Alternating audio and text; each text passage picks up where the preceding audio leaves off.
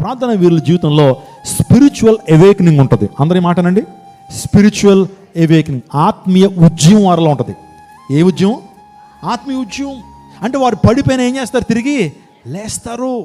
నిజంగా వారు ఒకవేళ పాపంలో పడిపోయినా సరే వారు తిరిగి లేపబడతారు. ఆత్మీయ ఉద్యమం వారిలో ఉంటుంది. తప్పిపోయినటువంటి కుమారుడు తన జీవితంలో దుర్వ్యాపారం చేశాడు, తండ్రికి అవమానాన్ని కలుగు చేశాడు, దుర్వ్యాపారం చేసి దూరదేశానికి వెళ్ళాడు. కానీ తను ఎప్పుడైతే మరలా తిరిగి రాగలిగాడు, ఇదే ఆత్మీయ ఉద్యమం. పెంతెకోస్తు పండుగ గురించి మనందరికీ తెలుసు. అపోస్తలుల కార్యగ్రంథంలో 2వ అధ్యాయం మనం జాగ్రత్తగా ఆలోచన చేస్తున్నప్పుడు శిష్యులు వారితో పాటు యేసుక్రీస్తు ప్రభు తల్లి మేడగదిలో ఉన్నారు.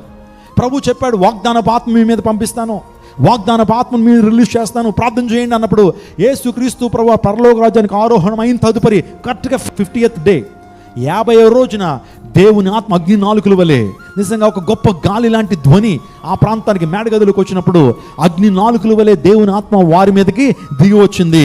వారందరూ కూడా ఆత్మీయ ఉజ్జీవాన్ని పొందుకున్నారు. అప్పుడు వరకు శిష్యులందరూ భయంతో ఉన్నారు. అప్పుడు వరకు రోమన్ సైనికులు మమ్మల్ని కూడా చంపేస్తారు, మా నాయకుడైన యేసుక్రీస్తు ప్రభుని ఏ రీతిగా సిలువేశారో మమ్మల్ని కూడా ఆ రీతిగా సిలువేసేస్తారు అని చెప్పి భయంతో ఉన్నటువంటి ఆ శిష్యులు ఎప్పుడైతే మేడగదిలో ప్రార్థన చేస్తున్నప్పుడు దేవుని ఆత్మ ఎప్పుడైతే వారి మీద కృమ్మరించబడిందో వారు శక్తిని పొందారట. స్తోత్రం చెప్పండి, హల్లెలూయా.